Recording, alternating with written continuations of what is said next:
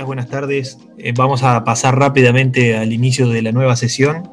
Es la sesión 6, correspondiente a infraestructura, energía y medio ambiente. En la planificación vamos a dar inmediatamente paso al primer presentador. Soy Paula Peñacarro y junto con mi compañero Óscar Izquierdo, que también está por aquí conectado con nosotros, vamos a presentar la integración y monitoreo de pequeñas turbinas eólicas en una microred dentro de un entorno periurbano.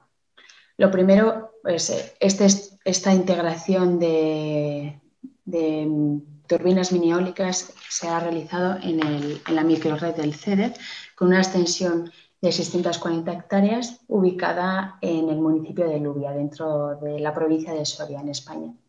Tiene 13.000 metros construidos que están ubicados en 8 puntos diferentes, 8 centros de transformación, y todos ellos tienen diferentes formas de generación. Nos centraremos en los 2 puntos, en las 2 ubicaciones donde tenemos generación eólica. Como podéis ver ahí en amarillo, pues está en la ubicación Levi y en la ubicación Tepa.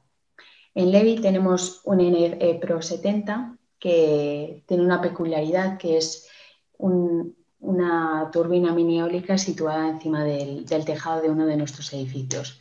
Es un aerogenerador tripala de eje horizontal y que trabaja contra el viento con una potencia pues, de 3,5 kilovatios. No es muy grande.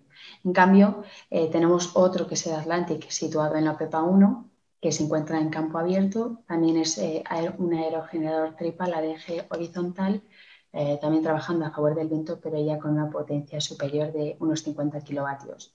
Como podéis ver, pues tenemos aerogeneradores en entorno rural y aerogeneradores en entorno urbano. Dependiendo de dónde están situados, pues obtenemos unas características u otras en cuanto a generación y tipo de viento y demás.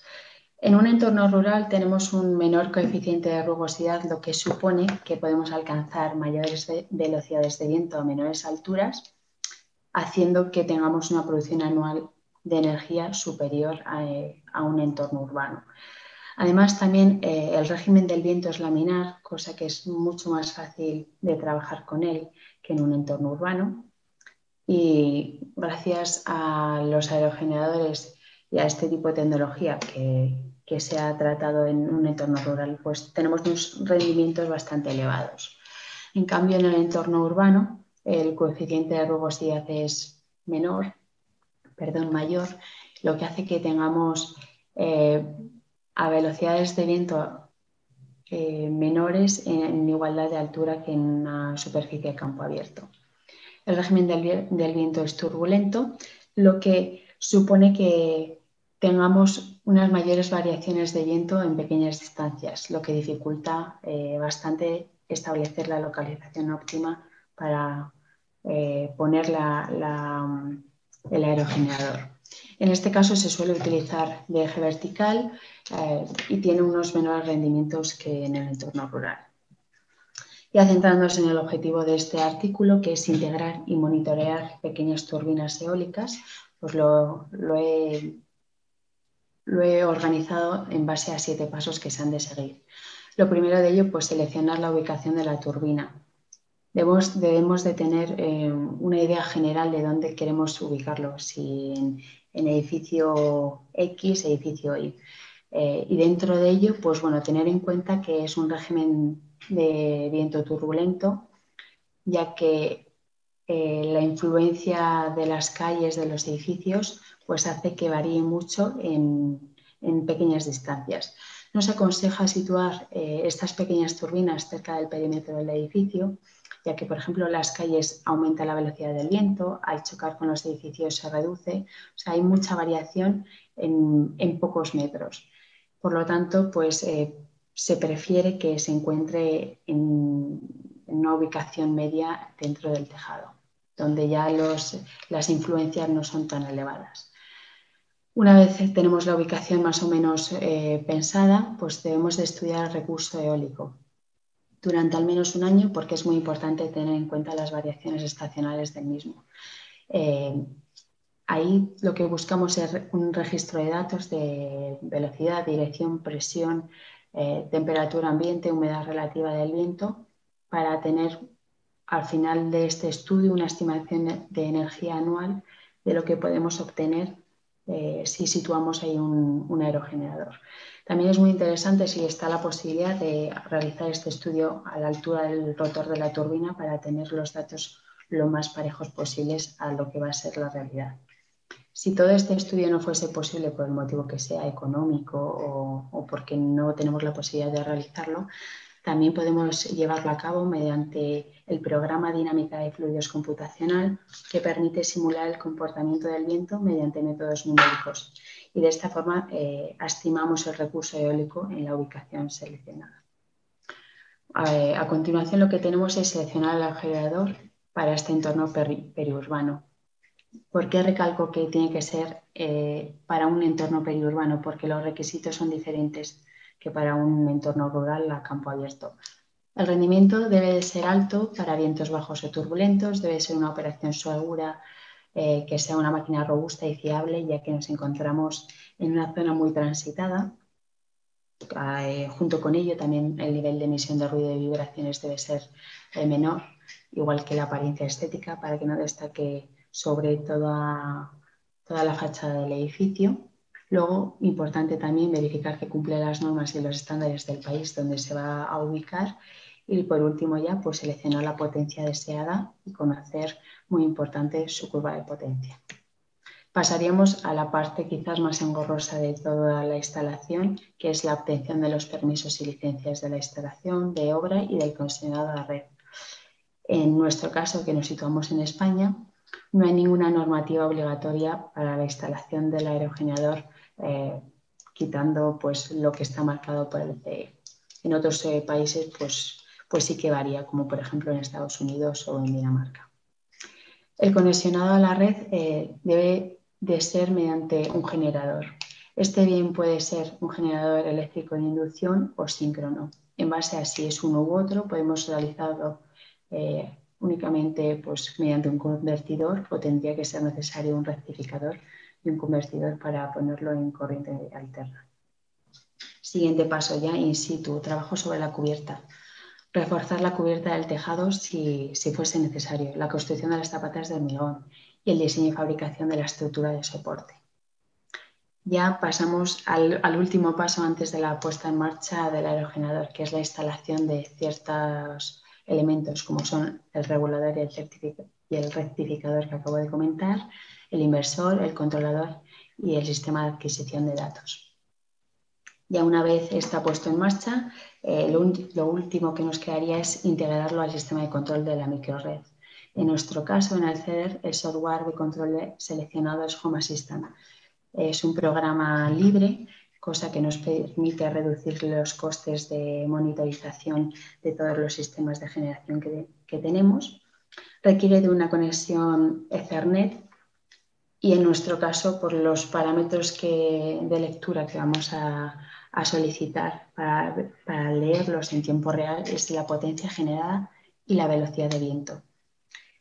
En nuestro caso en concreto, con estos dos aerogeneradores no disponen de una conexión directa a Ethernet. Por eso podéis ver aquí en la pantalla que pasa primero por un field point que conecta a Ethernet y por último a Modbus TCP/IP, en el que pasan los datos a la Raspberry Pi 4 donde está instalado el software Home Assistant. Aquí os muestro una interfaz del sistema de control. A la izquierda pues, es la interfaz general, donde podemos ver pues, la información general del día, el tiempo que hace, la hora y demás. La generación eólica en términos generales de ambos aerogeneradores, la generación total con todos los sistemas de generación de los que dispone la microred y los consumos de los 8 centros de transformación de los que está compuesto. En la pantalla de la derecha vemos de una forma más específica la generación eólica y las dos variables que he comentado que nos interesaba leer, que es la potencia y la velocidad de viento. Como conclusiones a tener en cuenta y puntos importantes a la hora de instalar unos aerogeneradores en una zona periurbana son que la producción de energía eólica es diferente en un entorno rural y un entorno urbano, En un entorno urbano es menor que a campo abierto, pero bueno, también no debemos de olvidarnos el potencial que tiene este tipo de energía en las ciudades, ya que nos va a permitir reducir nuestra factura de luz y ser más autosuficientes. Luego, prestar mucha atención a la hora de seleccionar la ubicación y la turbina, ya que el recurso eólico pues, es variable y muy importante en poca distancia. Y por último, si no más importante, pues también integrarlo al software de control para poder tener una mejor gestión de toda la microred y gestionarla de forma óptima. Muchas gracias por su atención. Bueno, a mí me gustaría, mientras tanto, realizar una pregunta breve. ¿Cuál es la principal dificultad que consideran existe para incluir este tipo de instalaciones con microgeneradores eh, en una microgrid, con pequeños aerogeneradores en una microgrid? La mayor dificultad es el sistema, el recurso eólico, porque al ser tan turbulento, pues es muy complicado seleccionar la ubicación exacta y óptima dentro de todo, porque si usted hace un estudio del recurso eólico a 5 metros del norte de tu perímetro del tejado y el óptimo está a 7 o a 8 o a 10, pues ese es el problema, la mayor dificultad de todas, es un poco ¿Y, y- lidiar con el viento. y tienen previsto realizar algún estudio para elaborar recomendaciones para instalaciones en donde sea factible o más sencillo realizar ese tipo de instalaciones? Es una idea que tenemos planteada para llevarlo a cabo en el futuro, pero por ahora, actualmente, estamos trabajando en otro tipo de cosas. Muy bien. Bueno, muchas Gracias. gracias. Ya que no hay preguntas, vamos a dar lugar al siguiente expositor, eh, que corresponde a un autor del trabajo titulado Modeling of a Controller Rectifier with Adaptive Control System for Vertical Axis Microwind Turbine. Gracias, Sergio. Bueno, agradecer la oportunidad y felicitar a todos los trabajos excelentes y en qué momento más crucial e interesante mundial. Bueno, les presento nuestro trabajo y nuestro equipo. Yo soy Miguel Valdera, ingeniero electrónico y profesor de electrónica de potencia del Instituto Tecnológico de Santo Domingo y actualmente trabajo y vivo en Madrid, España. Bueno, nosotros vamos a presentar el modelo de un controlador rectificador con sistema adaptativo de control y para turbina de eje vertical y en aplicación directa en entornos urbanos. Bien, como introducción, pasa la presentación, ¿no? ¿Se ve? Por favor, confirmar. Eh, Tenemos Sí, se ve que, sin problema. sí, muchas gracias. Es por asunto técnico. Queremos decir que nuestro trabajo está enfocado en una forma interesante de producción de energía descentralizada, con lo cual podemos identificar inmediatamente turbinas de eje vertical para entornos urbanos donde el régimen de viento es turbulento y aplicaciones inclusive colectivas en zonas ya como un parque en entorno como vemos a la izquierda y otro en el Lincoln Financial Field en los Estados Unidos. Y a su vez buscar potenciar y aprovechar mejor la energía producida de manera distribuida. En todo momento ingeniería para eficientizar y maximizar la producción. Nuestro trabajo tiene, como pueden ver, objetivos principales y objetivos claros en la investigación, y es realmente modelar por computador para la implementación de lo que hemos hablado del rectificador controlado y a su vez contribuir con la ciudad inteligente y entornos urbanos. Eh, el modelado consiste básicamente, y aquí con esta parte, ver una esquematización del modelado que es por partes, esencialmente iniciando con la turbina, luego el generador de imanes permanentes y pasar entonces al tratamiento de la electrónica de potencia con el rectificador adaptativo que tiene un lazo de control retroalimentado buscando la parte óptima y la estabilidad. En nuestro caso nos hemos concentrado para entornos urbanos más cercanos a lo que es la conducta de una turbina tipo Savonius de eje vertical. Y todos conociendo lo que es la velocidad específica y su ecuación, que en este caso podríamos buscar la optimización o buscar el punto óptimo de generación de energía a partir de la curva de potencia y su máximo, que es parte de la ecuación de la potencia posible que puede generar la turbina. En nuestro caso hemos estudiado para las condiciones de lambda óptimo igual al 100%. Y en este caso, simplemente, como segundo bloque, luego del modelo de la turbina, se ha integrado con el modelo que está acá de la máquina eléctrica, aprovechando la herramienta del Simulink y sus transformadas eléctricas y sus ecuaciones para producir energía eléctrica y entonces empezar a probar nuestro rectificador adaptativo.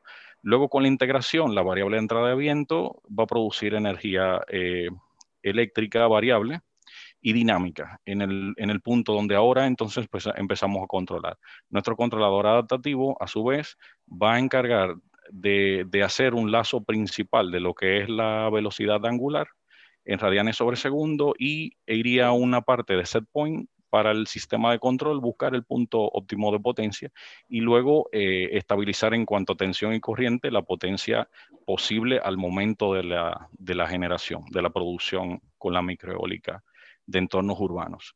En este caso, con un convertidor rectificador primero trifásico y luego un convertidor tipo boost para hacer el ensayo en una batería, en el ambiente de Simulink también, y probar las conductas de variaciones de ancho de pulso y lograr la captación de la energía. Luego, para esto tuvimos que conseguir en nuestro trabajo, el equipo ha conseguido la función de transferencia del convertidor en dominio S para estudiarla en bode. Luego de ver en bode que no es estable, requiere aplicar una metodología para tener acá en el modelo ya general, incorporar el controlador tipo PI en este caso.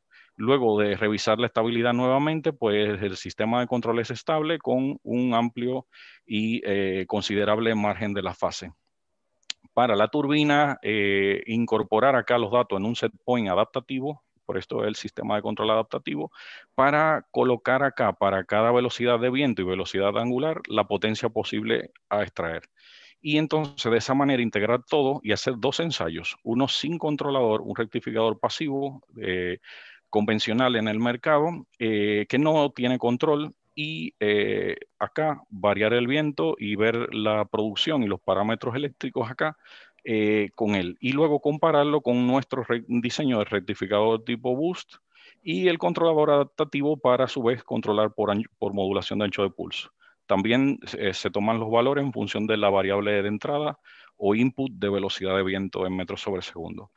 Y a continuación los resultados en esta tabla, donde podemos ver velocidad de viento, una distribución posible dentro de lo que sería valga la redundancia, la probabilidad de Weibull, la potencia produciva por el rectificador adaptativo, el diseño, el pasivo, que no tiene control, la energía producida en kilowatt hora por año, de ambos en comparativa. Aquí podemos ver en un valor centrado de 4 metros sobre segundo que va pasando en función de otros tipos de velocidad de viento.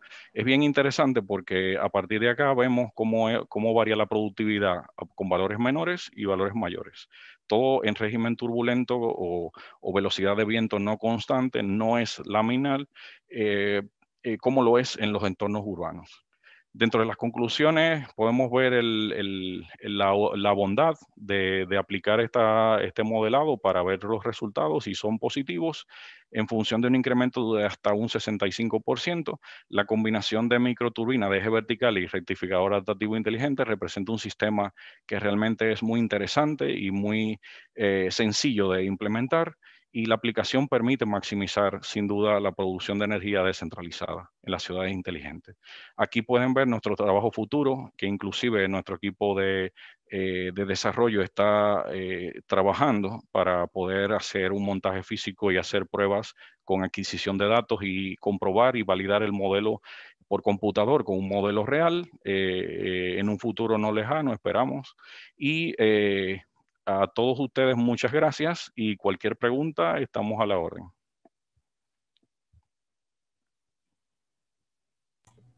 Muchas gracias por la presentación, la verdad que es un tema interesante. Mientras tanto, yo quería preguntar brevemente si realizaron simulaciones de periodo más corto que las anuales reportadas en las métricas, especialmente tomando en cuenta la variabilidad del recurso, ¿no? Bajo diferentes condiciones de viento. Sí. En este caso, otros intervalos han sido testeados en nuestros dos modelos comparativos, pero como es un modelo que ha venido trabajándose poco a poco con algunos recursos de nuestra universidad y también el tiempo, ¿no?, de nosotros como grupo de investigación, pues tenemos muchas tareas pendientes por ser interesante lo turbulento y lo armónico que podría resultar ser e impredecible también la velocidad del viento en los entornos urbanos. Nosotros tenemos tareas pendientes con respecto a eso. Hemos testeado al azar algunos cambios bruscos como escalón y demás ensayos similares, pero faltaría un poquito más por recorrer. Perfecto, muchas gracias. Vamos a dar, agradecemos a Miguel, muchas gracias, y Gracias. pasamos al siguiente expositor. Es autor del trabajo titulado Detection of Wind System Faults Using Analyzed Current Rotor of Aerogenerator. Y bueno, espero no equivocarme, es Buras Abdelkarim. I'm Dr. Boras from University of Algeria.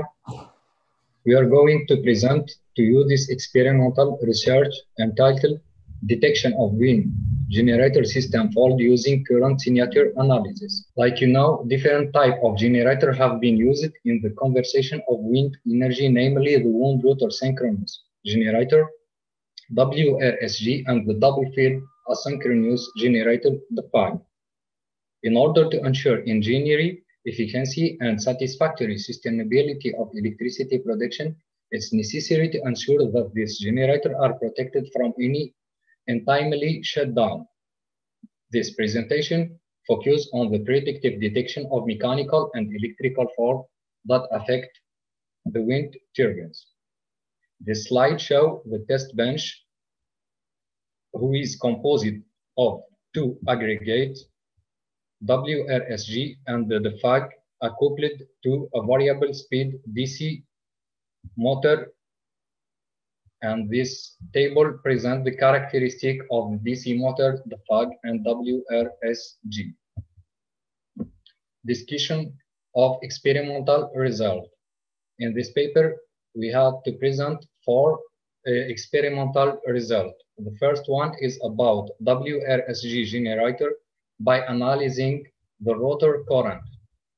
Like you see here in these 3 figures, the 3 current A, B, C, the blue signal present the healthy case, the red one present when we have a fault. The characteristic frequency of the imbalance defect is present on each side of the fundamental of 15 Hertz. The second result is about analyzing rotor current of the WRSG generator in the aim to detect an electrical imbalance. The electrical imbalance fault is expressed through the appearance of harmonic corresponding to the odd of the multiple of the fundamental frequency of 15 Hertz. The third result shows that just by referring to the temporal characteristic of the rotor current, it can be seen that the amplitude of the current of the rotor phase has greatly increased. We see here 6 ampere. When we have fault, we find 20 ampere. As soon as the FAG generator of the wind system is in the presence of all of electrical switching. When we use FFT, we can see the same. We have increase of degraded case in the odd of multiple of fundamental of 15 Hertz. The third and the final result is about diagnosis and detection of electrical fault, and now we use the stator current to detect fault in the fog generator. It should be noted that the emergence of peaks of harmonic of multiple band of the fundamental supply frequencies and RS will justify the presence of electrical asymmetry or electrical imbalance. In conclusion, we can say that the aforementioned faults are the most frequent and vulnerable because their impact can separate the other element of the wind system if they are not detected in time. The theoretical consideration was validated by the experimental result. Thus, it has been shown that the analysis of the current signal represents a useful tool for the monitoring of the state of the wind power system. It can extend to the detection of other mechanical and electrical faults. The proposed approach can be combined with other signal process technical and allow higher diagnostic accuracy and low cost enrichment in favor of predictive maintenance. Thank you for your attention. Okay, thank you very much for your presentation. I am not sure if you studied how can you translate or extend the analysis that you developed on the test case study to a real facility where the variability of the wind speed, for example, can pose additional difficulties or challenges for the method. I thank you for your question. Our aim is to detect faults in generator. This work shows that it's possible to detect this one using the current of the stator or rotor, the in or the out. Our perspective is to integrate this system in maintenance 4.0 using automation and EOT, and compare this technique with other techniques like vibration, sound detection, and other things. Thank you. Okay, thank you for your answer. And we will go to the next presentation. Vamos a movernos a la siguiente presentación. El siguiente trabajo es titulado Study of a Photovoltaic Plant for the Reduction of Diesel Consumption, the Case of the Dominican Republic. Y bueno, va a ser presentado por Miguel Eibar Mejía, a quien le cedemos la palabra. Buenos días o buenas tardes a todos. Gracias al comité que ha desarrollado el Congreso y a todos los participantes que han sido una excelente presentación. Bueno, de manera general es un caso de estudio donde se quiere reducir el consumo de diésel en un área aislada de la República Dominicana. Sabemos de manera general que los sistemas aislados utilizan fuentes de generación distribuida, algunos utilizan almacenamiento y sistemas de monitoreo y control. Se han integrado muchas las microredes en muchos sistemas aislados para tener un mejor control de las redes y de las fuentes de generación. También hay algunos casos, en este caso el de República Dominicana, que muchas microredes aisladas utilizan generación diésel, la cual incrementan los costos operativos y emisiones contaminantes. La cual deseamos integrar también un sistema de almacenamiento o un BESS para regular el sistema, la frecuencia y optimizar la confiabilidad del mismo. De manera general, este es el municipio o la microred aislada que se pretende hacer el caso de estudio. En este caso, la potencia instalada, la capacidad instalada en fuel oil o la potencia de los generadores es de 5 megawatts y todos trabajan con fuel oil pesado y ligero. De manera general, el estudio pretende impactar en los circuitos de distribución un total de 3.828 usuarios, donde cada circuito tiene una potencia en la cual se analizó y se estimó. Para el año 2019 de esta microred aislada, se hizo un análisis de las emisiones de CO2 que se producían utilizando los combustibles fósiles y además se estudió la demanda máxima en el periodo del 2019, en el cual fue en agosto, donde se obtuvo una mayor demanda. Después de esto se utilizó el dato fotovoltaico del sistema, en este caso una información que nos proveyó el Banco Mundial, donde la zona que está entre cuadros rojos es la zona de Pedernales, donde tiene un potencial de generación fotovoltaica que se utilizó más adelante en la simulación. De manera general, el objetivo de este estudio es proponer un cambio en la matriz de generación mediante la implementación del sistema fotovoltaico con BESS en el sistema aislado.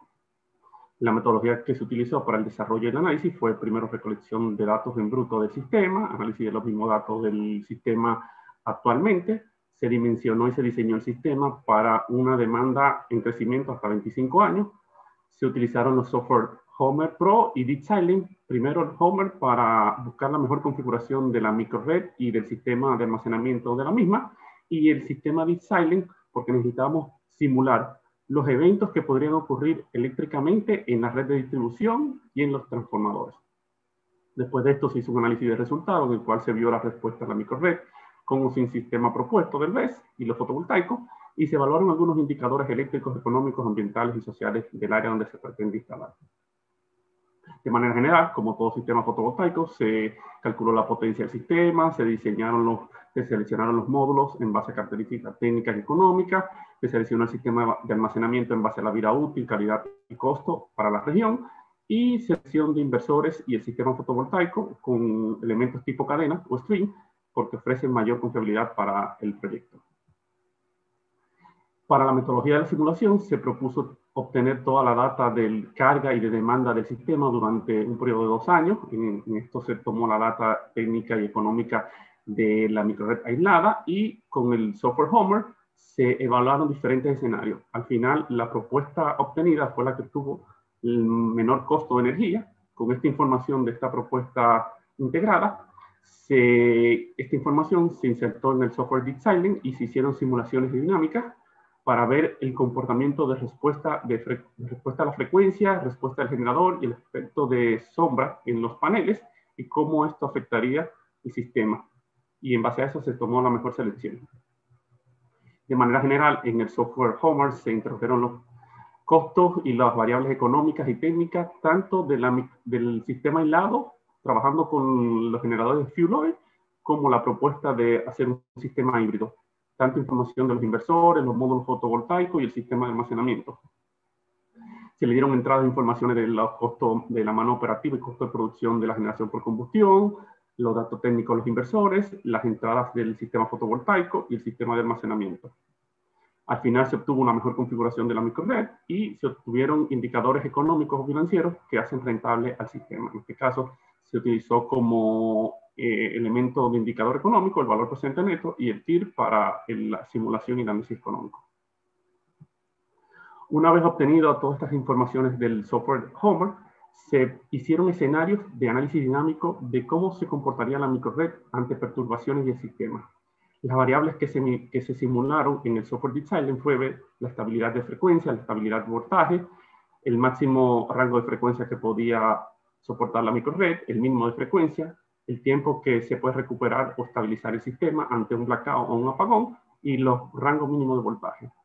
De manera general, en el recuadro rojo se presenta la configuración híbrida, la cual obtuvo un mejor tiempo de respuesta en cuanto a estabilidad, en cuanto al margen de frecuencia y en cuanto a reponerse el sistema ante una perturbación. Los eventos que se simularon fue abrir el circuito con mayor demanda, crear una falla interna en el circuito con mayor demanda, cerrar el circuito o los circuitos que tuvieran mayor demanda en un momento X, activar la mayor demanda en los circuitos, disparar un generador de los sistemas convencionales y producir el efecto nube en la planta solar. De manera general, en algunos análisis que se hicieron para la parte ambiental y social fue que se detectó que esta generación o este proyecto híbrido reduce los efectos de gas efecto invernadero, en este caso una reducción anual estimada de 11.000 toneladas métricas de CO2. También se pudo detectar que la integración de este sistema fotovoltaico pudiera interactuar algunas sustancias químicas o nocivas, contaminantes, en degradación de la vegetación, pero esto se puede resolver mediante la eficiencia de la producción y utilizando los desechos de las baterías que se están proponiendo. Y reutilizando los componentes metálicos y el impacto del suelo se pudiera mitigar. Además, hubo una disminución en el costo de energía eléctrica para la región y esto, a su vez, reduce los apagones en la región seleccionada para mejorar la calidad de la vida de los residentes. Ahí estamos viendo un poco la parte social del proyecto de cómo impactaría. De manera general, en la simulación se pudo concluir que el sistema propuesto, en este caso la microred híbrida utilizando fotovoltaica, almacenamiento y generación convencional, tiene una mejor confiabilidad, es más robusta y tiene una mayor calidad de energía eléctrica. En este caso también se pudo simular en el Homer Pro que hubo una reducción del consumo entre un 40 a un 80%, dependiendo la configuración y la radiación en el momento que se simuló. Los diferentes escenarios que se obtuvieron en D-Silent se pudo simular el caso más crítico, en este caso que el sistema hubiera un blackout del sistema, pero se demostró que con el sistema híbrido hay un mejor desempeño para mantener la frecuencia y una mejor respuesta del sistema. En trabajos futuros de este sistema ahora se van a proponer mejorar e integrar a esta microred aislada sistemas eólicos e incluso un sistema híbrido solar térmico para poder reducir la dependencia del combustible para crear y generar agua caliente. Agradecimientos de manera general a las empresas que me ayudaron. En este caso fue la empresa de generación Egejaina, la empresa de distribución y el Fondo de Desarrollo de Ciencia y Tecnología de la República Dominicana, Fondo CIP. Es cuanto.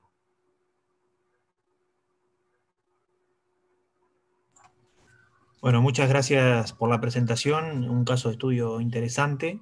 A mí me interesaría saber qué aplicabilidad podría tener este tipo de metodología de estudio para ser utilizable en otras regiones del país o inclusive en otras regiones de Latinoamérica. Bueno, para el caso de República Dominicana es un caso novedoso porque el concepto de microred aislada todavía no existe, en el sentido de que todavía los reglamentos y los estatutos del concepto de microred no hay. Este sería el primer caso, utilizando almacenamiento y tecnologías de energía renovables. Sí existen los sistemas aislados, pero el concepto de tú integrar y mejorar la confiabilidad del sistema utilizando el rango de abanico de tecnologías renovables más el almacenamiento sería el primer caso. En este caso, un sistema aislado pudiera simularse en los demás sistemas aislados que hay en la República Dominicana. Muy bien, muchas gracias por la presentación. Vamos a dar lugar a la siguiente charla, que corresponde al trabajo de Vicente Leite. Vicente, el trabajo de Vicente se titula Innovative Smart Microgrid Integrating Pico Hydro System, The Silk House Museum. Adelante, Vicente. Buenas tardes a todos, buenos días. Hablo de Bragança, Portugal, y envío un saludo a todos que me están escuchando y a todos los compañeros de Red CITED. Pues voy a presentar un trabajo que es la integración de una microred en un edificio que es un museo de divulgación de ciencia y que integra pequeñas unidades hidráulicas para producir energía. Este es lo esquema de la presentación con la contextualización y motivación, con la descripción de la microred y principalmente que es la contribución principal de este trabajo es cómo se han conectado dos pequeñas unidades hidráulicas a la microred y presentar los resultados que tenemos obtenido en la instalación y finalmente las conclusiones. Yo intentaré hablar en español, pero con muchos errores, pero espero que me podáis comprender. Este trabajo ha sido realizado bajo el proyecto Silk House, que ha sido financiado por la Fundación Portuguesa para Ciencia y Tecnología y contó con la participación activa de muchos estudiantes aprendiendo en contexto real y el principal objetivo fue la instalación de una microred en un edificio con integración de fuentes renovables para que el Museo Casa de la Seda pueda ser un edificio autosostenible anualmente. Esta es una figura con una presentación general de que habíamos hecho en el museo. Y pues las fuentes renovables son la fotovoltaica y dos unidades hidráulicas, una rueda hidráulica horizontal y una turbina de hélice integradas en la microred. Y la red pública externa es una fuente, un recurso adicional que puede suministrar o recibir energía de la microred. Y necesitamos de un banco de baterías, que lo podemos ver aquí, para el funcionamiento en modo aislado y para maximizar la energía generada para potenciar el autoconsumo. Las cargas son lo edificio do edifício do museu, que es básicamente la climatización y iluminación. La iluminación, hay mucha iluminación decorativa que no es muy eficiente, y también diverso equipamiento informático. La microred puede operar en modo conectado a la red, pero si esta falla, en 5 a 7 segundos la red externa se desconecta y la microred comienza a operar en modo aislado. Hay también un sistema de control y monitorización con mucha información y muchas grandezas disponibles basada en un portal. Aquí tenemos un esquema general del local onde han sido instaladas las turbinas. Este es o local onde hubo un molino antiguo y esta infraestructura se ha conservado, y en este local están instaladas una rueda hidráulica horizontal aquí y una pequeña turbina en un canal, como está ilustrado en esta figura. Para la rueda hidráulica, pues nós tenemos una altura de queda de 3,8 metros y 30 litros por segundo, más o menos, que nos ofrece una potencia estimada de 160 vatios. Y para la turbina, que es colocada aquí arriba y no aquí abajo, la cota, la altura disponible desde el nivel del canal hasta el río es de 5 metros, pero esto puede cambiar un poco por causa del nivel del río. Aquí hay una vacía natural, y con esta cota, para estas condiciones, el caudal es de 55 litros por segundo, y con estas condiciones, pues la potencia estimada es de 1.200 kilovatios. Esta es una foto de lo que podemos ver desde el auditorio.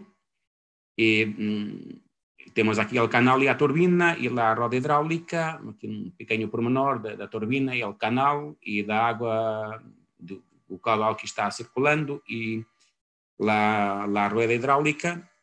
E aqui é uma vista de uma sala de exposições que está por arriba desta galeria superior e onde estão instalados os equipos da microred.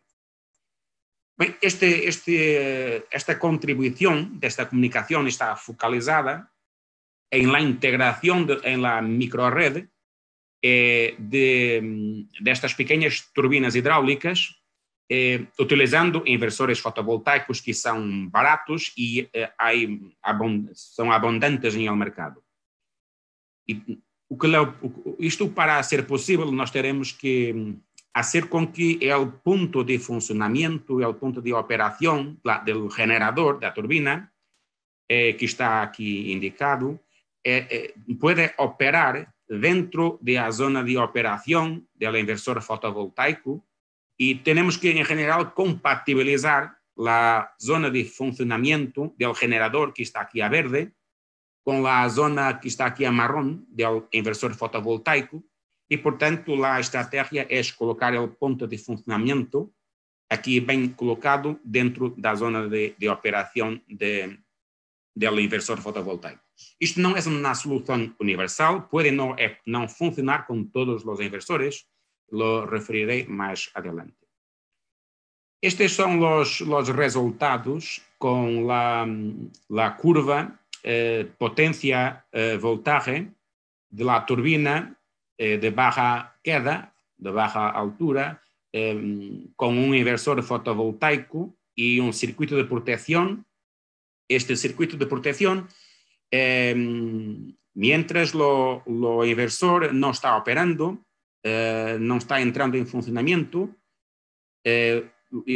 los circuitos de protección limita la tensión máxima a 350 voltios y cuando empieza funcionando, el punto de funcionamiento sigue hasta la operación en régimen estacionario estable y muy próximo de 1200 vatios.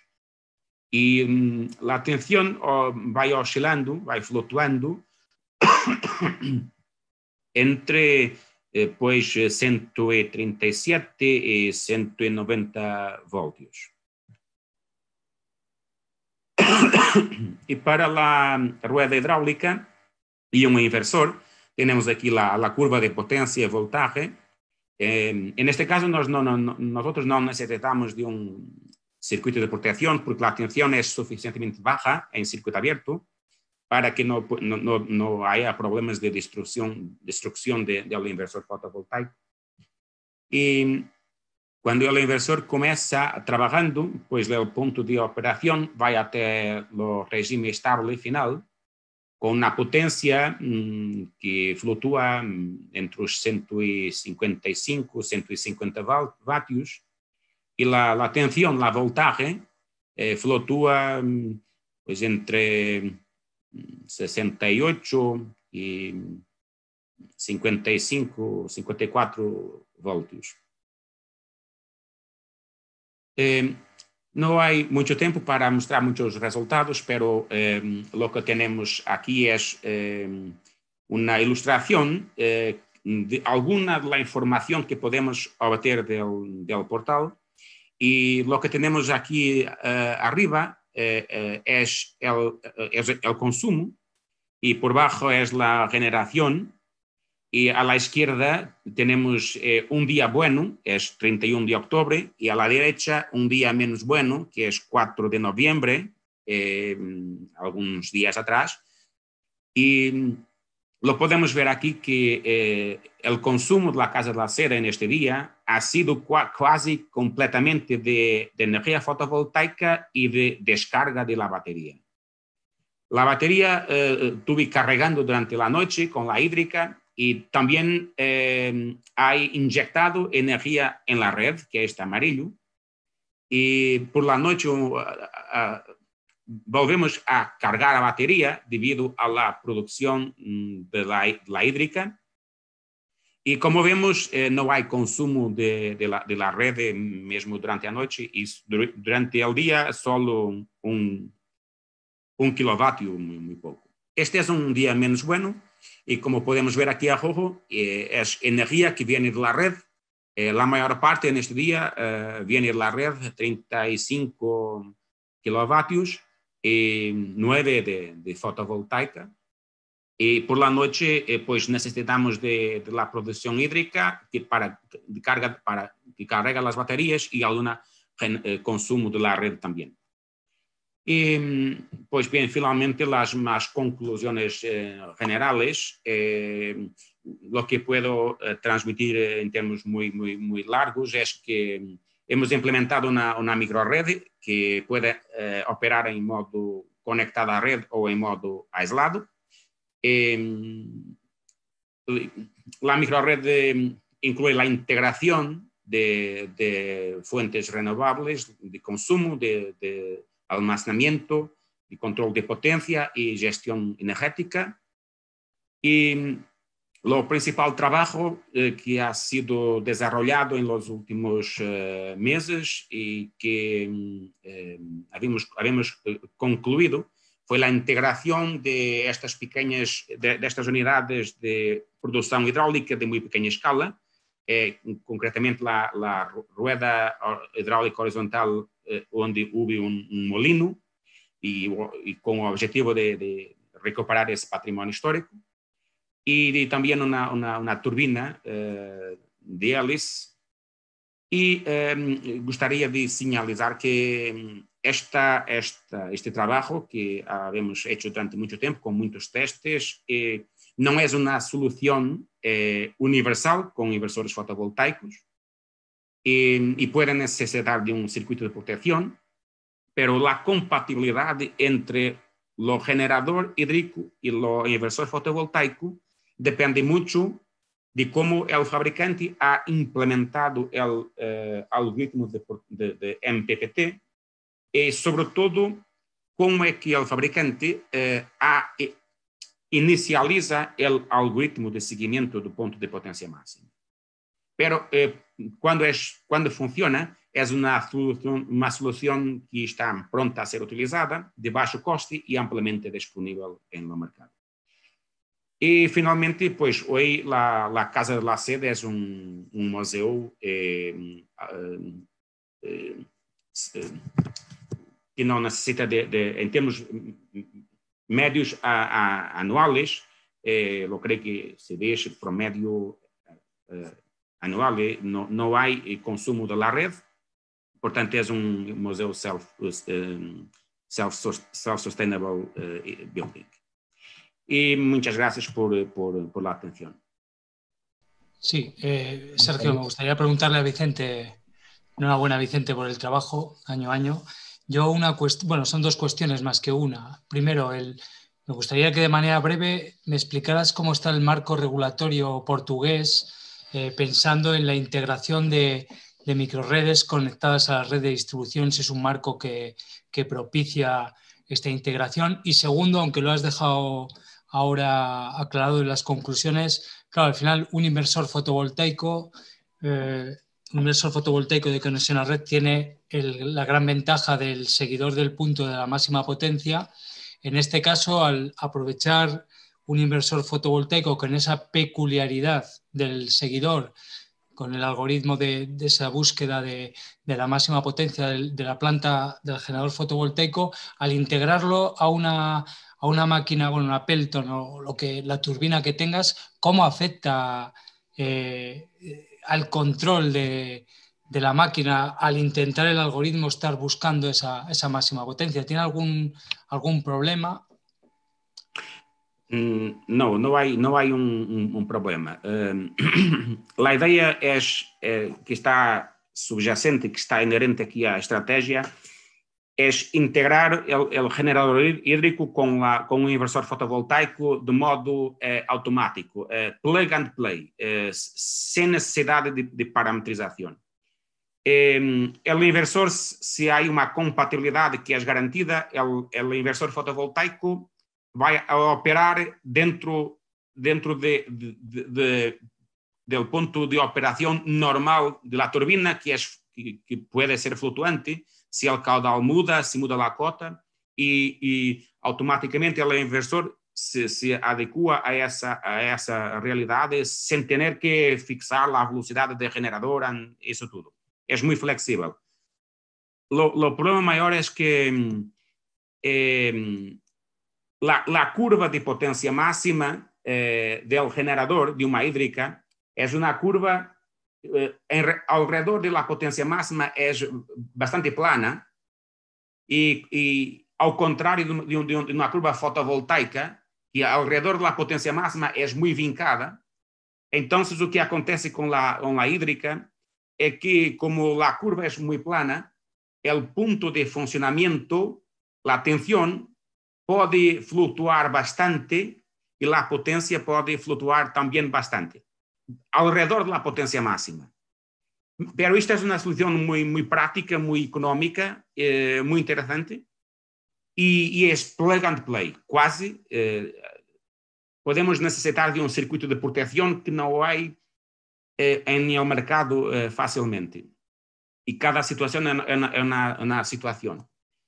Relativamente a legislación, no hay una legislación específica para conectar estos sistemas a la red, tanto cuanto lo sé. O que hay es legislación que contempla la inyección en la red de un mix de fuentes. Y en este caso puede ser hídrica, fotovoltaica, eólica, y hay diferentes valores. Concretamente en esta microrede, y de acuerdo con la legislación actual, o que acontece es que nos pedimos un contador bidireccional y lo podemos inyectar energía en la red y lo estamos haciendo como último recurso, pero no, la energía que va para la red no es free, no es paga, y porque isso depende da vontade dos comercializadores, e quando é paga, atualmente é ao redor de 25-30% do compro do valor de compra. Isso quer dizer que em Portugal nós compramos energia a 15 cêntimos e aquilo poderíamos vender a 4 cêntimos, mais ou menos, se o distribuidor lo quiere. Muchas gracias por la aclaración, Vicente. Vamos a pasar al siguiente trabajo, que es el trabajo titulado Economic Optimization of Photovoltaic Generation System with Hydrogen Storage. Es presentado por Enric Alcover, a quien le cedemos la palabra. De acuerdo. Buenos días, yo soy Enric Alcover. Voy a presentar este titulado Economic Optimization of Photovoltaic Generation System with Hydrogen Storage, que se ha realizado conjuntamente con la colaboración de Ramón Pujol Nadal, Víctor Martínez Moll, José Luis Rosselló y Vicente Canals. Bueno, primero de todo os voy a explicar un poco cómo está organizada esta presentación. Primero os voy a presentar la motivación y los objetivos de este trabajo. Después pasaremos a hablar de los materiales y la metodología utilizada y vamos a comentar diferentes submódulos que están integrados en esta metodología. Primero será el módulo de generación fotovoltaica, después pasaremos a hablar de cómo funciona la generación de hidrógeno a través de la electrólisis y concretamente hablaremos del electrolizador con membrana de intercambio de protones. Después pasaremos al almacenamiento de este hidrógeno para finalmente ver cómo funciona la pila de combustible para, digamos, aprovechar este hidrógeno para generar electricidad. Después os presentaremos los resultados de esta fotovoltaica hipotética situada en Palma, en las Baleares, y finalmente os voy a presentar las conclusiones de este trabajo. Bueno, en cuanto a la motivación, básicamente estamos en un escenario de emergencia climática. En este momento, bueno, delante de esta situación, se hizo una convención sobre el cambio climático de las Naciones Unidas en París, donde se acordó de reducir las emisiones de CO2 con el objetivo de limitar la temperatura máxima del planeta a 2 grados más sobre los niveles preindustriales. Para llegar a estos objetivos se tiene que reducir un 70% las emisiones de CO2 en 2050. Esto implica una transición energética a nivel global, donde tendremos que sustituir las fuentes energéticas convencionales por fuentes de origen renovable. El problema que hay en estas fuentes de energía renovable es que tienen mucha variabilidad a lo largo del día. Por tanto, es importante desarrollar tecnologías en lo que sería el transporte y el almacenamiento de esta energía. En este trabajo nos vamos a centrar en la energía fotovoltaica, porque es una de las que más ha evolucionado en los últimos 20 años y es una alternativa real a las fuentes convencionales, aunque hay el mismo problema, ¿no?, de la variabilidad temporal. Para, digamos, dar respuesta a este problema de la variabilidad, se propone de acoplar el sistema fotovoltaico con un sistema de acumulación de hidrógeno.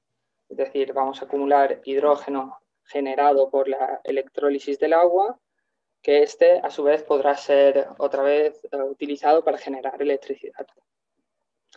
Los objetivos es analizar el impacto de este acoplamiento de fotovoltaica con el hidrógeno Y básicamente lo que vamos a hacer es ver que en los momentos en que hay menos más bajo o una demanda más baja de electricidad, la electricidad generada por la planta fotovoltaica se puede acumular en forma de hidrógeno para después ser inyectada a la red otra vez cuando el precio es mayor o la demanda es mayor. Ahora vamos a pasar a explicar un poco la metodología propuesta.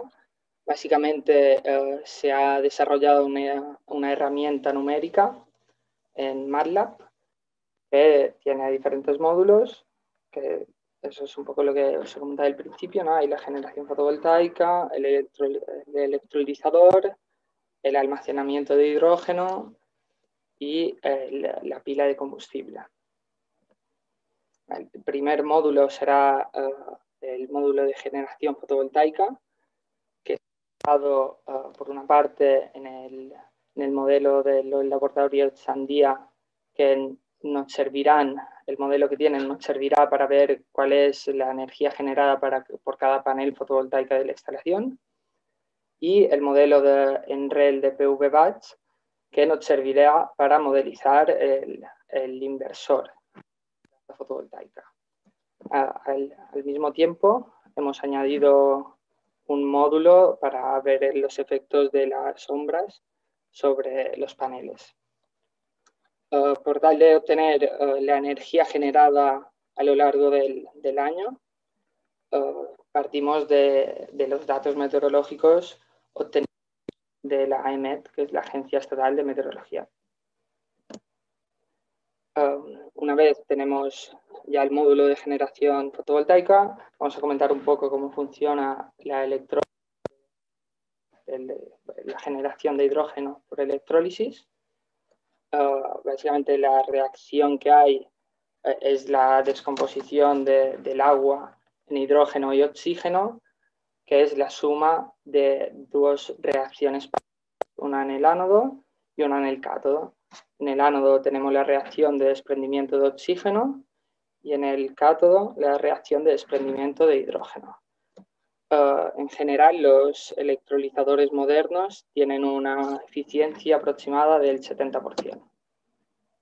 En concreto, en este trabajo vamos a proponer el uso de un tipo de electrolizador que es el electrolizador con membrana de intercambio de protones, y se va a modelizar como si fuese un electrolizador ideal. Y de acuerdo con las leyes de Faraday, la producción de hidrógeno y de oxígeno se puede obtener a través de estas ecuaciones. Al mismo tiempo, vamos a obtener el consumo energético del electrolizador a partir de esta expresión. Y otro factor a tener en cuenta será la eficiencia del electrolizador, que es el ratio entre la energía contenida en el hidrógeno producido y la energía necesaria para electrolizar el agua consumida durante el proceso. Hemos optado para utilizar el electrolizador con membrana de intercambio de protones porque tiene un rango de consumo energético variable que se puede adaptar muy bien a la variabilidad de las fuentes renovables, como sería la fotovoltaica. Aquí en esta tabla presento también las características del electrolizador utilizado en este modelo. Ahora vamos a pasar al módulo del almacenamiento de hidrógeno, que técnicamente es muy simple, pero se tiene que tener en cuenta el consumo energético del compresor. Ya el hidrógeno se va a almacenar en un tanque de 10 metros cúbicos a 300 megapascales.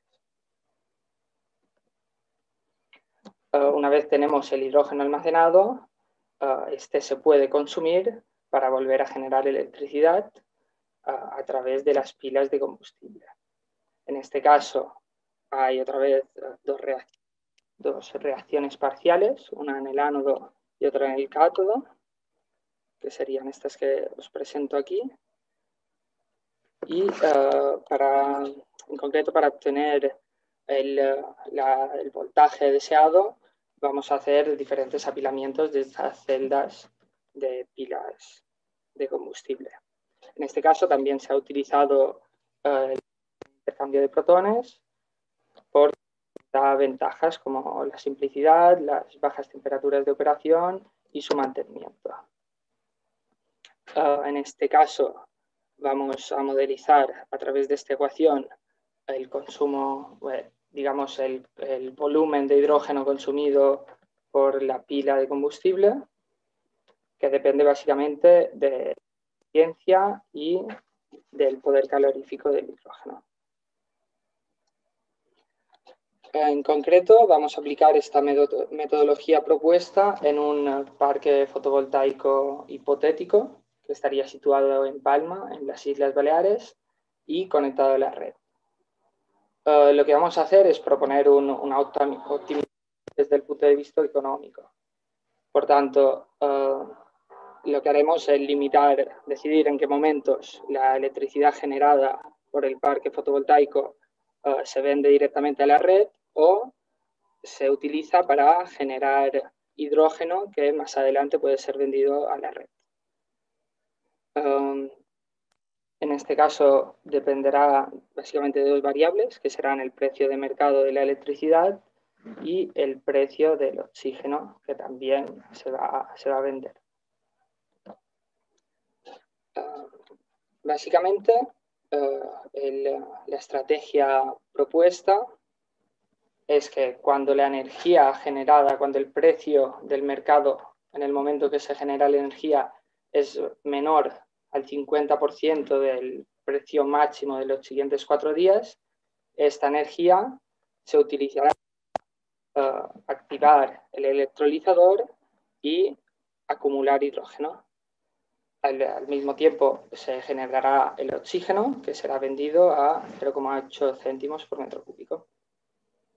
Por otro lado, cuando el precio de la electricidad llega a su máximo valor de los próximos 4 días, la pila de combustible consumirá el hidrógeno por generar electricidad y venderla a la red. Los resultados se presentan en esta tabla de aquí abajo y podemos ver que cuando aplicamos la metodología con el almacenamiento de hidrógeno tenemos unos beneficios un poco mayores, pero realmente son 3.000 euros de diferencia anuales, que no es mucho dado el precio de las instalaciones de todo del electrolizador y el sistema de acumulación de hidrógeno.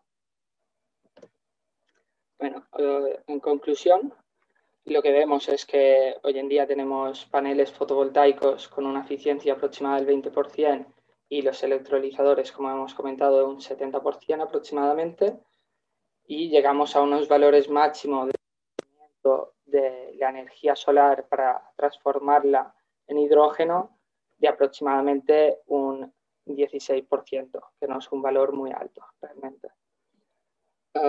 En cuanto a los resultados económicos, hemos visto que aplicar el sistema de acumulación de hidrógeno en escenario de baja penetración de energías renovables y una demanda energética alta, como sería el caso de las Islas Baleares, no tiene sentido desde un punto de vista económico, ya que la inversión es demasiado grande para sacarle un beneficio. Por otro lado, se piensa que en un escenario donde haya una penetración, digamos, de las energías renovables más alta, sí que esto crearía más variabilidad temporal en la producción energética y, por tanto, en el precio de esta electricidad, y la acumulación de hidrógeno podría tener sentido a nivel económico. Bueno, esto es mi presentación. Muchas gracias por su atención y si tienen alguna pregunta, les voy a responder. Yo me quedo simplemente con el comentario o la observación que realizaste al final sobre el impacto que puede tener la propuesta o la utilización de la metodología de almacenamiento que proponen para países con alta participación de las energías renovables en la matriz energética, como sucede aquí en Uruguay, por ejemplo, Y bueno, una consulta concreta, sé que es difícil estimar un número, dar un número.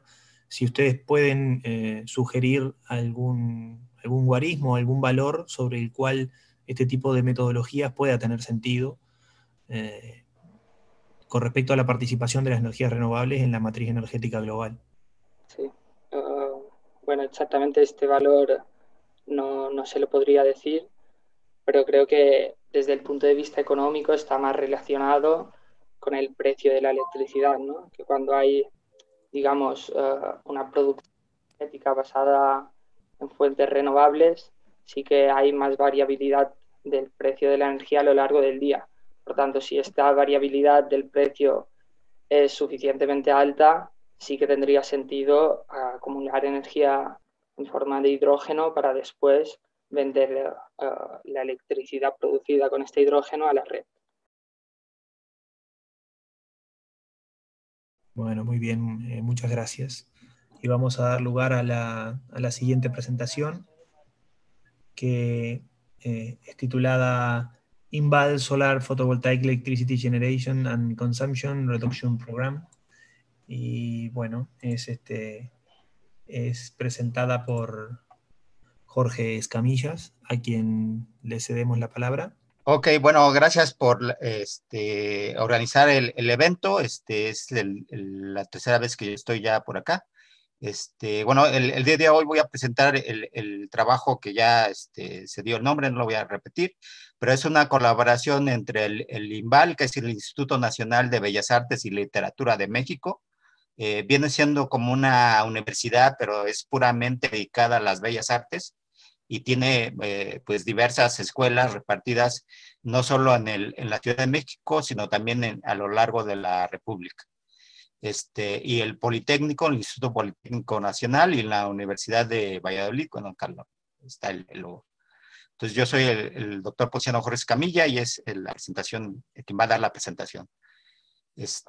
La agenda de hoy pues es una introducción, luego lo que sería el programa de sustentabilidad para reducir la huella de carbono, cómo se ha implementado este programa, la instalación de sistemas de generación de energía eléctrica, sistemas fotovoltaicos, también cómo se realizó la sustitución de tecnología por tecnología más limpia, la cuantificación de los ahorros que se obtuvieron o que se están obteniendo, de hecho, y finalmente las conclusiones. Bueno, como introducción, lo que puedo decir es que este trabajo pues, corresponde a un programa de reducción de la huella de carbono y en este caso hay dos instituciones involucradas que serían o beneficiadas, que sería el Instituto Nacional de Bellas Artes y Literatura y el Instituto Politécnico Nacional. En el Congreso del año pasado presenté algunos resultados correspondientes al Instituto Politécnico. Entonces, ahora voy a presentar lo que... Perdón, ¿sí me escuchan? Voy a presentar lo que corresponde al Instituto Nacional de Bellas Artes y Literatura. En este programa, pues, se beneficiaron 10 unidades académicas.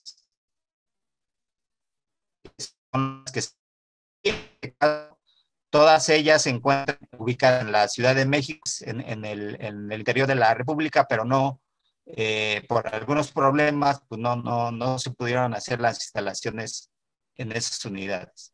Entonces presento los resultados de las 10 unidades donde sí se realizó la instalación.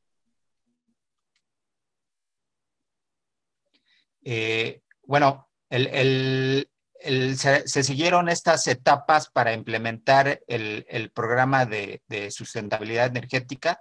En primera instancia, pues, se activó una plataforma a la que se denomina SITS, que básicamente es como un sistema de monitoreo que incluía la instalación de medidores de consumo eléctrico en todas las unidades que fueron beneficiadas, las unidades que mencioné anteriormente. ¿Para qué? Para poder calcular el baseline o el consumo base en cada una de esas unidades. Ya en base a ese consumo base, pues, se hicieron recomendaciones para reemplazar equipo de alto consumo de energía por equipo de bajo consumo. Ahorita voy a dar unos ejemplos. Se realizó la instalación de sistemas y finalmente pues, se hizo la cuantificación de los ahorros. Por ahorros me refiero a los ahorros en consumo de energía eléctrica, los ahorros económicos y la reducción de emisiones de CO2. Entonces, lo primero que se realizó pues, es instalar una red de sensores que básicamente miden el consumo de energía en la cometida de cada uno de estos, de las unidades académicas, de esas 10 unidades. De tal manera que se envía vía internet, se envía a la plataforma SITS, en donde se despliega en tiempo real el consumo que se tiene en cada una de estas unidades. Por ejemplo, aquí se muestra una de estas gráficas en un día cualquiera. En este caso es el 22 de enero de este año. Posteriormente, pues en lo que respecta al reemplazo de equipos, básicamente, pues en estas escuelas se reemplazaron luminarias que eran de alto consumo por luminarias LED. Aquí se encuentra el número de luminarias que se instalaron. También se instalaron switches inteligentes y detectores de movimiento también para apagar y encender de manera automática si existe personas presentes ahí, las luminarias. Enseguida, pues se realizó la instalación de los sistemas fotovoltaicos. Las escuelas, pues son algunas grandes, algunas son más pequeñas.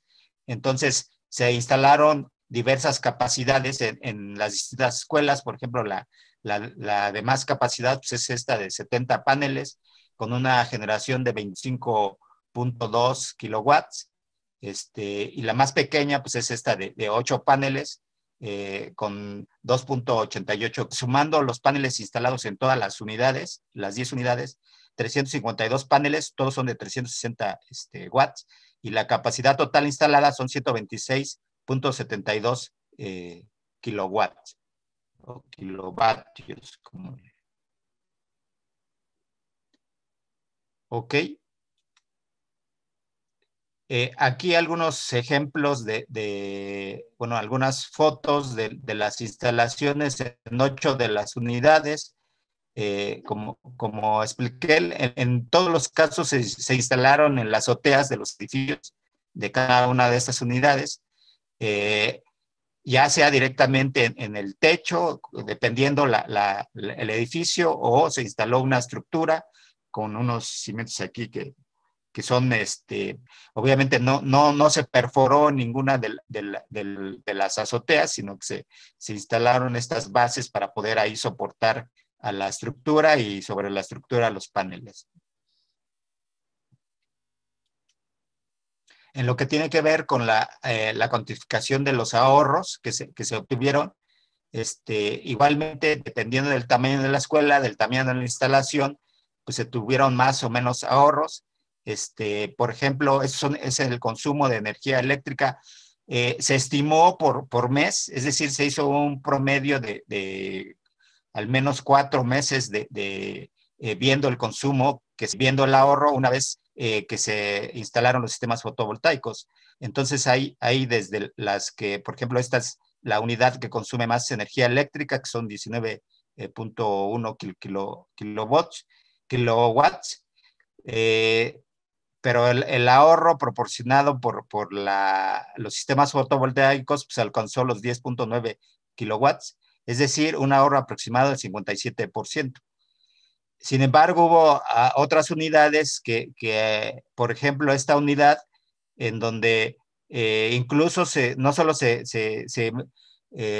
suministra un total de energía consumida, obviamente en las horas que produce la energía fotovoltaica, sino también se alimenta hacia la red, ¿no? Hay un exceso aquí del 25% en promedio, pues el porcentaje de ahorro mensual en energía eléctrica es del 71.98%. Obviamente en cada escuela pues cambia, pero bueno, en promedio en todas las escuelas este es el ahorro.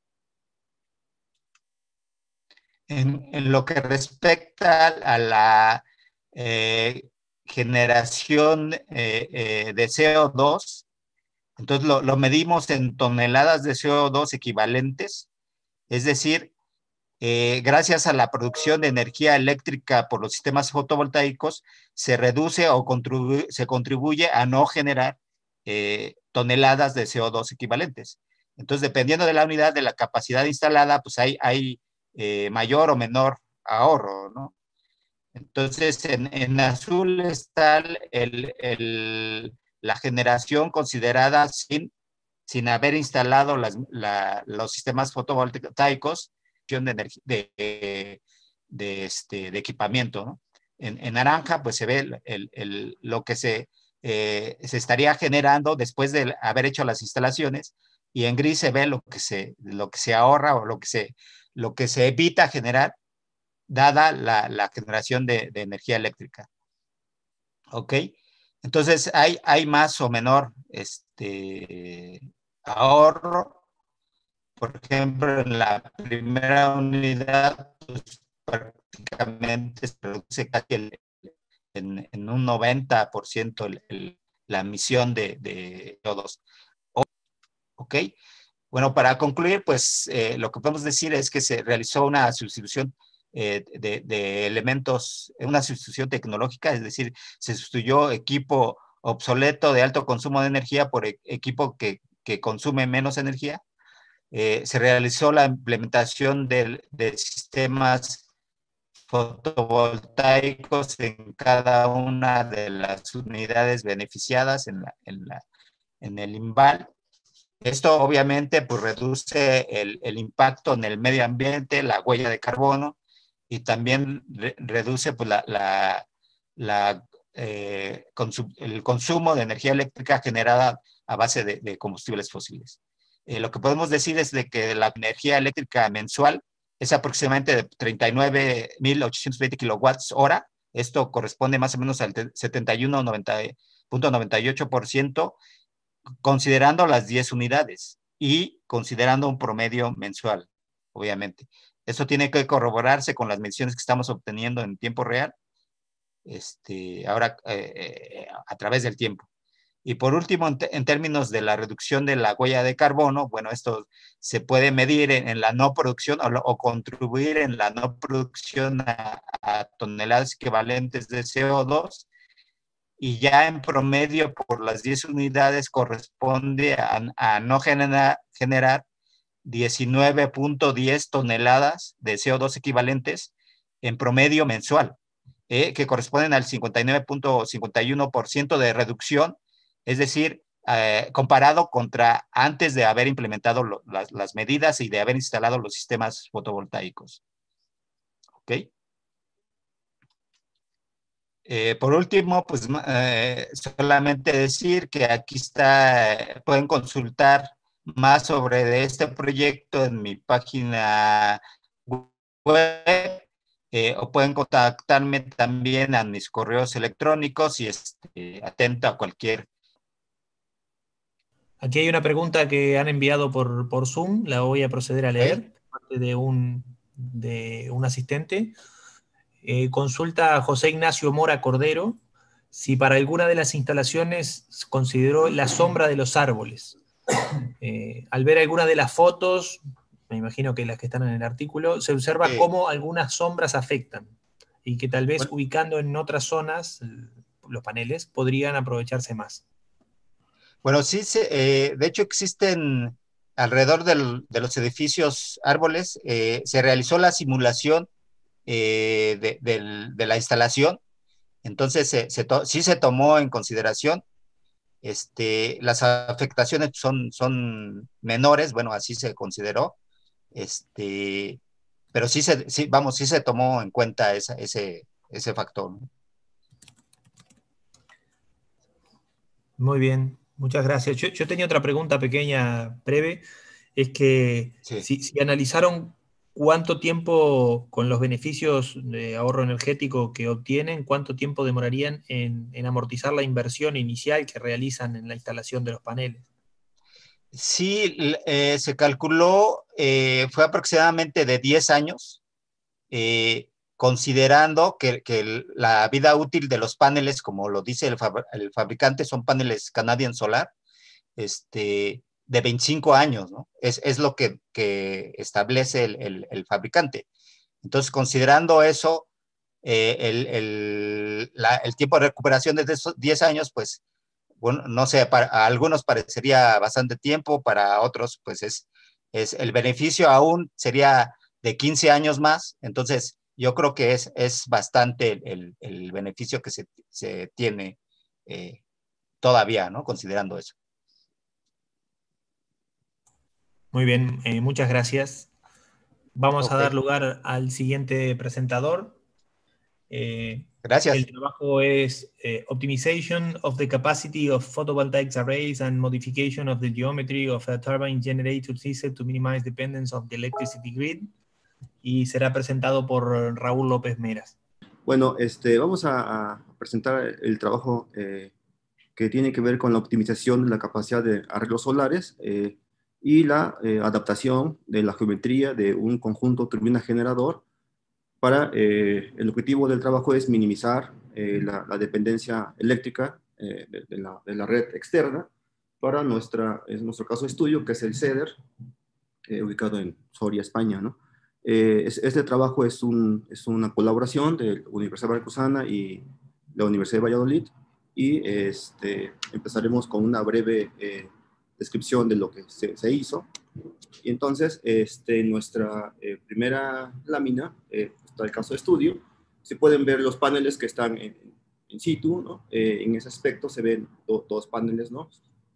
Y se ve la turbina, que es una turbina, como lo dice la gráfica, una turbina Pelton de doble inyector, produce 40 kilowatts, y un dato importante, lo que tiene que ver con la geometría de este rubro energético, es el salto, que son aproximadamente 65 metros.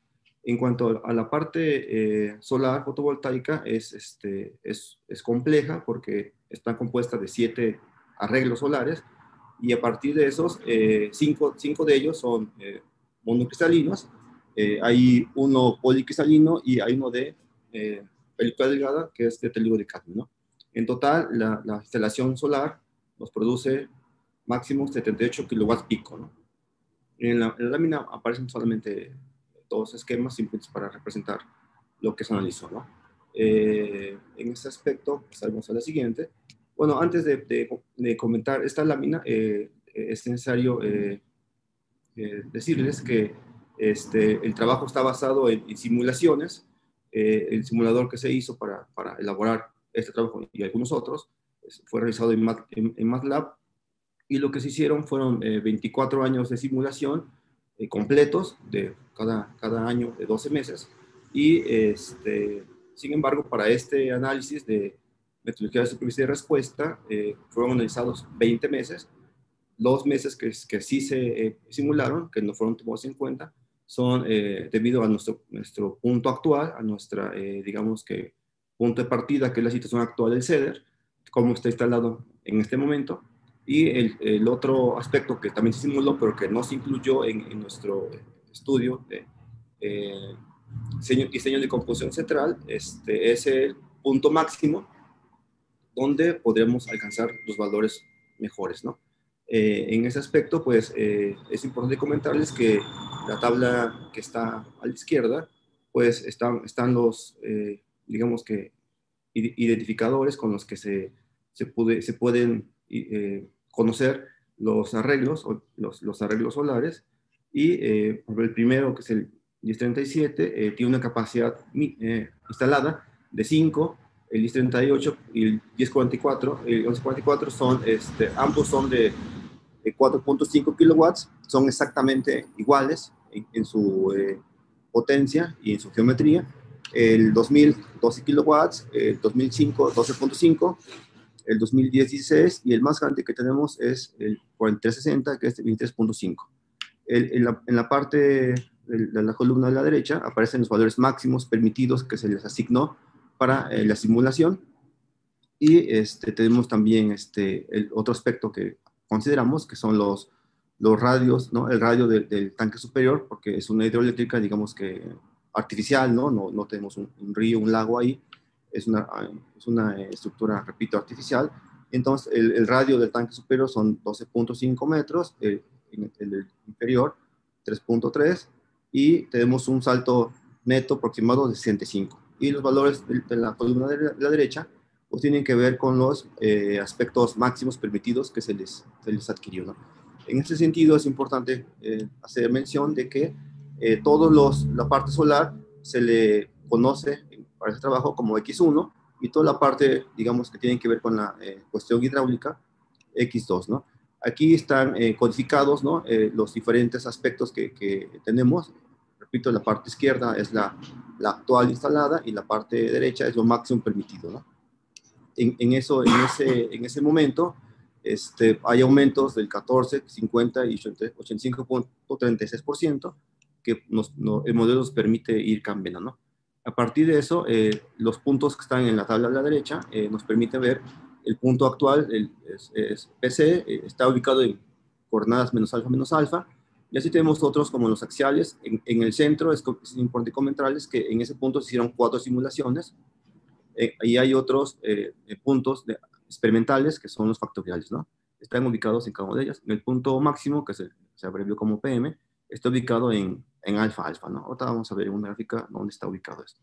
Lo que aparece en la parte inferior son los modelos matemáticos de las respuestas, donde Y1 tiene que ver con nuestra respuesta primaria media de la compra que se hace del centro a la red eléctrica, ¿no?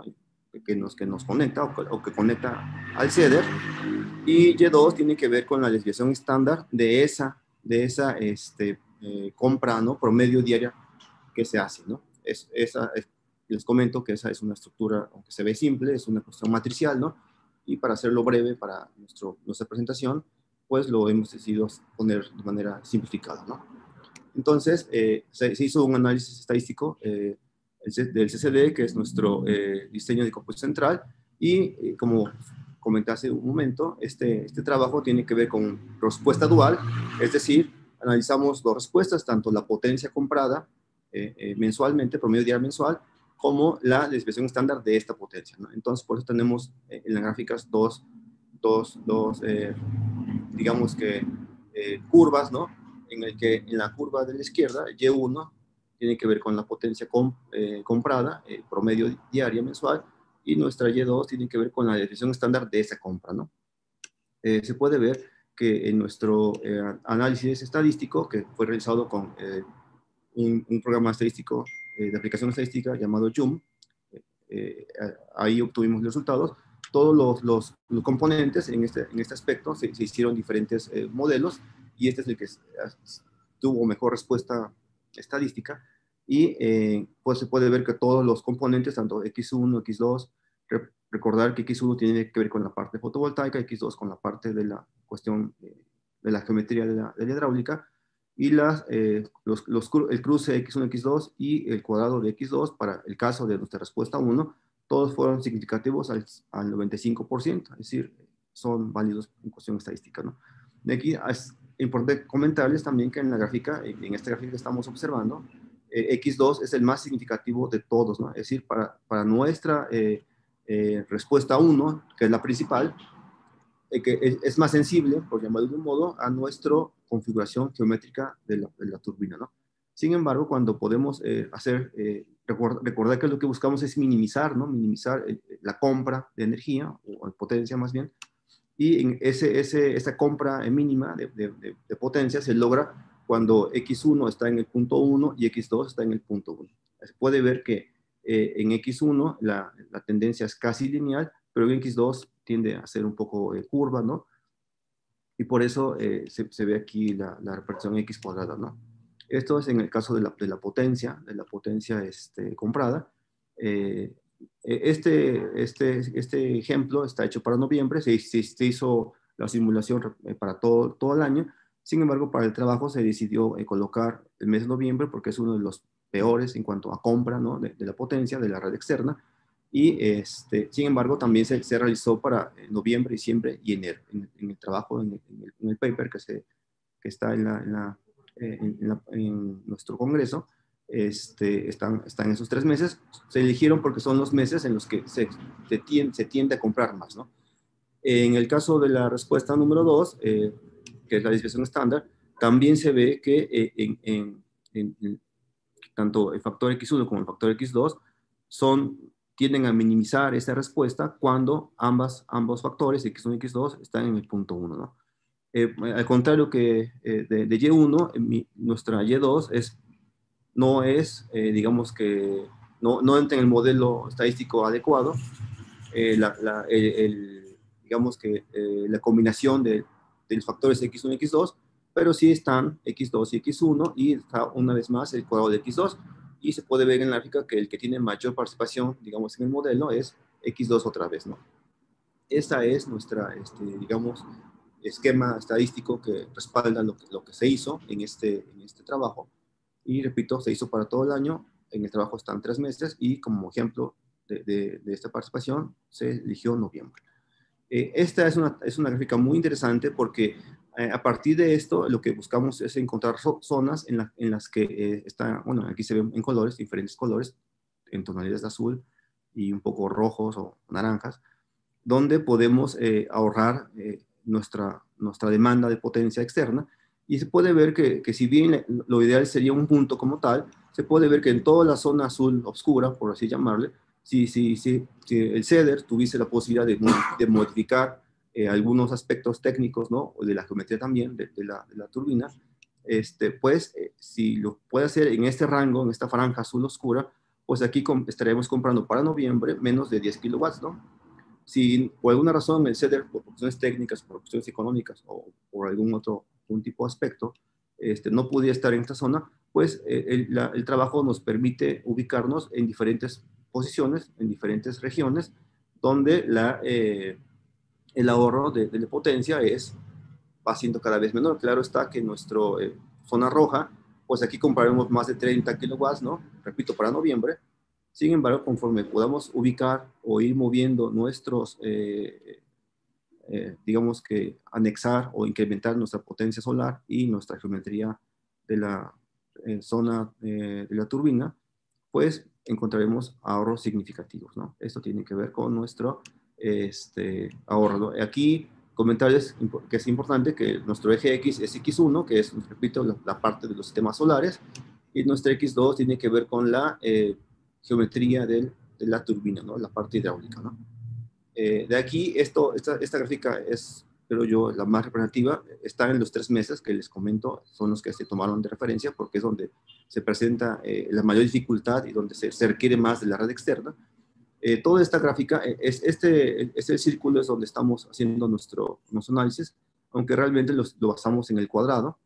Esos son los puntos experimentales que se tomaron y el punto ideal que nos da el ejercicio, esta simulación, es este punto que estoy colocando con el cursor. Sin embargo, en toda esta zona, no sé si se alcanza a ver café o amarillo, es factible, sería una zona bastante adecuada para instalar o mejorar digamos que condiciones solares y la cuestión geométrica de la parte hidráulica. Entonces, en toda esta zona es recomendable hacerlo. Lo ideal sería hacerlo en este punto, en el punto 1,1, que aquí está, repito, el eje X, X1 tiene que ver con la parte solar y el eje X2 tiene que ver con nuestra combinación turbina-generador. Y esa sería nuestra mejor zona, aunque, como ya comenté, podría haber complicaciones técnicas o económicas y podríamos ubicar nuestro incremento de potencia, tanto solar como hidráulica, en cuanto a la geometría, en estos aspectos, ¿no? En estas zonas donde se marca, repito, en color café o amarillo, no sé cómo se vea, y en toda esta zona es la zona, digamos, óptima, donde podemos encontrar o reducir nuestra dependencia económica para noviembre, diciembre y mayo. Esto también cabe mencionar que está basado en mediciones in situ de la radiación local del CEDER durante alrededor de unos 6 años que se obtuvieron esos parámetros, y con esos datos, con esa información obtenida de la adquisición de datos, pues se ha hecho el simulador que nos ha acercado mucho. Estamos muy cerca de la realidad del CEDER, y como es complicado hacer estos aspectos experimentales físicamente, pues se ha decidido hacerlo por, digamos que, mediante simulación, y esto es lo que básicamente es lo que nuestro trabajo tiene que ver. Y aquí las conclusiones, de manera pues bastante sencillas, tienen que ver con que los efectos combinados en general no son lineales, tienen que ver con cuestiones un poco más curvas, un poco más, digamos, que complejas, y esa es la razón precisamente que justifica este análisis, ¿no?, de diseños experimentales. Y este análisis tiene potencia porque además analizamos dos respuestas al mismo tiempo para saber cuál sería nuestra variación de Y1 y Y2, ¿no? Hay factores interesantes que quisiera comentar, sobre todo que es más sensible, el ahorro de energía, el ahorro de compra de potencia es más sensible a los cambios en los arreglos solares, es decir, a incrementar esos sistemas, que al de la geometría además posiblemente sea más complejo, ¿no?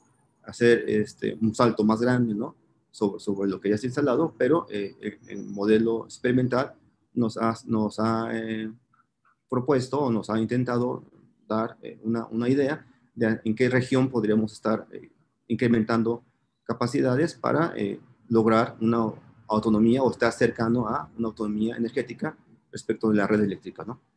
Como trabajo futuro, se tienen pensado tomar más datos sobre lo que hemos trabajado durante varios años ya. Esta es la tercera participación que tenemos en el Congreso, y todo tiene que ver en función de cuestiones como estas, energía distribuida, microredes. Y lo que pensamos hacer en un futuro muy próximo es hacer análisis regresivo polinomial de tercer grado para encontrar factores que este diseño experimental de diseños experimentales haya ocultado, y eso nos pueda dar un acercamiento más completo, ¿no? Y podamos también al mismo tiempo obtener información quizás más fiable, ¿no?, que me parece que lo da de manera muy certera, pero es importante corroborarlo y tratar de, digamos, y compararlo con algún otro, ¿no? En este caso sería un análisis regresivo de tercer grado para, repito, intentar manifestar cosas que digamos, modelo que decidimos utilizar, pues no haya podido proporcionar, ¿no? Ya que llega a segundo grado de estudio. Eso es el motivo principal. Y de aquí, pues no me queda más que agradecer su atención. Son mis datos. Si alguien tiene alguna duda, algún comentario sobre este tema, sobre lo que estamos haciendo, pues mi nombre es Raúl, son mis correos, y cualquier duda o comentario, pues podrían hacérmelos llegar vía correo electrónico. Y sería todo por mi parte. Muy bien, muchas gracias por la presentación. Bueno, yo tenía una consulta un poco vinculada con el comentario que le hice al presentador anterior. Quizá me lo perdí. Era la justificación del periodo de simulación que utilizaron para el estudio. Sí, lo que se hizo es que se simularon 24 años para intentar hacer, digamos, en cada punto experimental se hicieron simulaciones, en la mayoría de los puntos, 2 simulaciones de los meses, repito, con información obtenida directamente del CEDER, y para hacer con una simulación es muy poco factible, digamos, tener un acercamiento real, ¿no? Por eso hicimos dos, se llaman 2 réplicas, y en ese aspecto tenemos más confiabilidad en nuestro estudio, y ese es el motivo principal. Se hicieron, repito, 20 simulaciones, 20 años, aunque realmente fueron 24, pero los del punto actual y los del punto máximo, ese estudio no los toma en cuenta, y simplemente es para posicionarnos y saber cómo está, ¿no? Cómo podría estar la mejora en un punto ideal, que sería el máximo, aunque sin duda sería el más complejo de llegar, ¿no? Y lo que le da mucho soporte al estudio es precisamente esta cantidad de simulaciones que nos permiten tener una idea más clara de lo que realmente entrega, ¿no?, nuestro digamos que binomio, ¿no?, fotovoltaico hidráulico, ¿no? Muy bien, muchas gracias. Y bueno, con esta presentación damos por terminada la lista de oradores de esta sesión 6.